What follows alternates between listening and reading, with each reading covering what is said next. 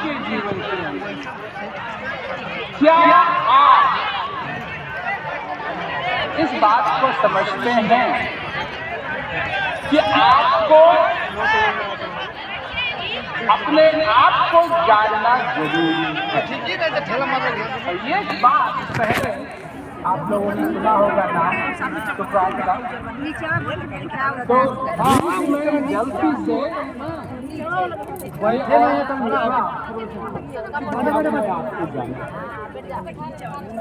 इसके बाद सुकरात ने इस बात को कहा लोगों से कि अपने को जानो, समझो।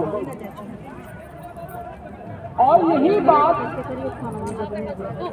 कबीरदास जी ने भी कही। कबीरदास जी भी कभी नहीं गए थे, परंतु यही बात उन्होंने भी कही कि जब तक, और वो किस रूप में कही कि आत्म ज्ञान बिना नर भटके, क्या मथुरा क्या काशी, मृग नाभि में है कस्तूरी, बन बन फिरे उदासी। आत्मज्ञान, इसका मतलब क्या हुआ? अपने आप को जानना, आत्मज्ञान।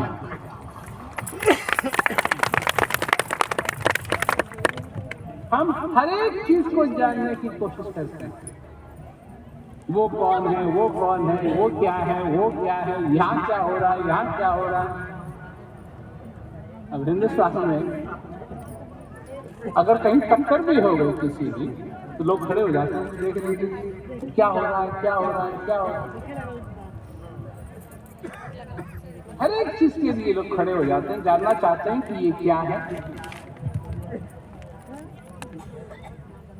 पर अपनी तरफ कभी नहीं देखते हैं कि मैं क्या हूं, मैं क्या हूं।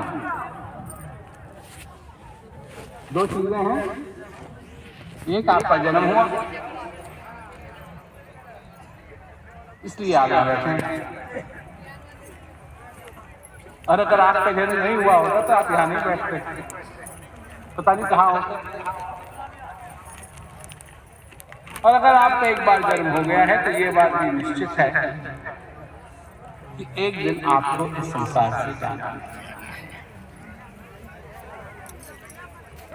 ये कोई चाहता नहीं है।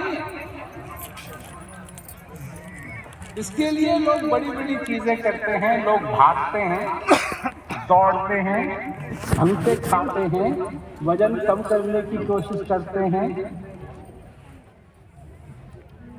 हम सब जीना चाहते हैं, और कब तक जीना चाहते हैं? हम नहीं सोचना चाहते कि किसी दिन हमारा अंत होगा। इसीलिए डॉक्टरों को भगवान की तरह मानते हैं, और डॉक्टरों को अच्छी तरीके से मालूम है कि वो भगवान है नहीं। उनको, मैं बहुत डॉक्टरों से मिला हुआ हूं, उनको अच्छे तरीके से मालूम है, परंतु फिर भी वो कोई हाथ वाथ जोड़ना चाहे तो हाँ भाई हाँ, हम डॉक्टर। अब एक कोई है लड़की, तो मैं जानता हूं, तो उसकी सखी ने उससे पूछा तेरे पति क्या करते हैं? तेरे पति तंग कर रही थी, तेरे पति क्या करते हैं, तेरे पति क्या करते हैं, तेरे पति क्या करते हैं।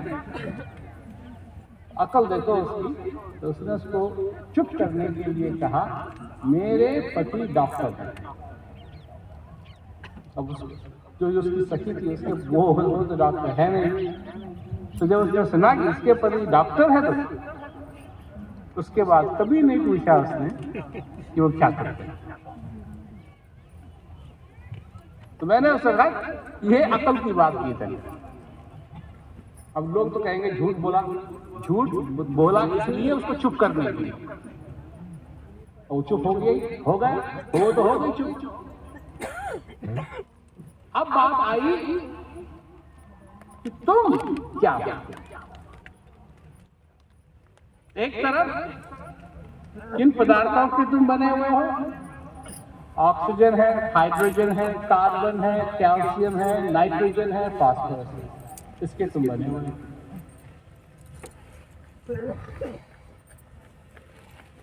इन चीजों के तुम बने हुए हो और यही चीजें हैं जो तुमको तुम्हारे शरीर को बना के रखा हुआ है। 70% तुम पानी हो,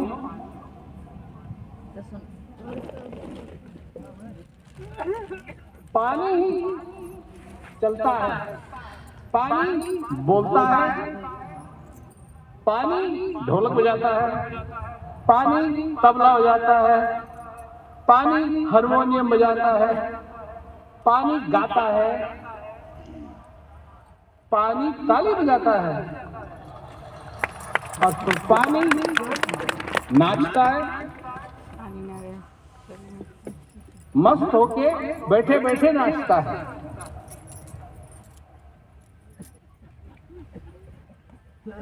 और ये किसी को नहीं है कि पानी नाच रहा है। अगर पानी नाच रहा है, पानी बजा रहा है, पानी गा रहा है, तो क्या ये चमत्कार नहीं है? क्या ये चमत्कार नहीं है? सबसे बड़ा चमत्कार है, परंतु तुम इसको चमत्कार नहीं मानते। ये पृथ्वी 70% पानी है, तुम 70% पानी हो।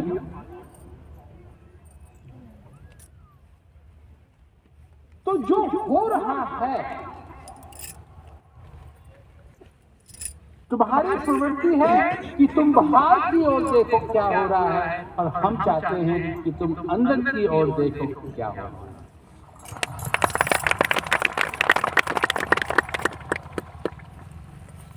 जिस चीज की तुम बने हुए हो,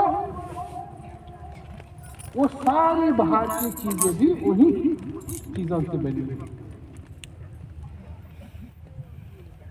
अब हिंदुस्तान में एक बात लोगों को बिल्कुल पसंद नहीं है, और वो ये है कि जब दूध देने वाला दूध में पानी मिलाता है। मैंने ठीक कहा? किसी को पसंद नहीं। अगर मैं आपको बताऊं कि दूध 87% पानी है, अगर किसी ने पानी में थोड़ा सा पानी मिला दिया तो तुमको इतनी चिढ़ क्यों है भाई?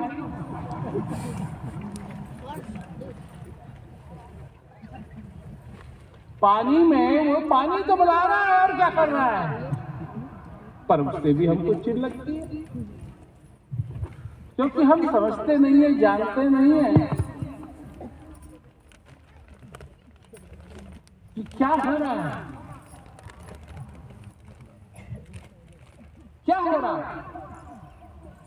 कोई अगर तुमसे कहे समुद्र का पानी पियो, क्या तुम समुद्र का पानी पी सकते हो? जितना पानी है समुद्र में, क्या तुम पी सकते हो? हमारा पेट इतना बड़ा नहीं है।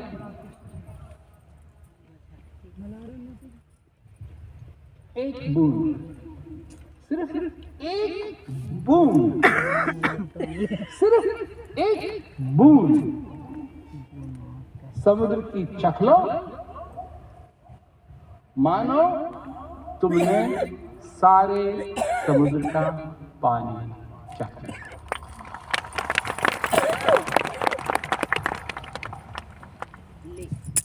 अपने जीवन में जिस दिन जो तुम्हारे हृदय में बैठा हुआ है, जो तुम्हारे अंदर बैठा हुआ है, जिस दिन तुमने उसको जान लिया, हमारे वेद शास्त्र क्या कहते हैं? तुमने सब कुछ जान लिया, सब कुछ जान लिया।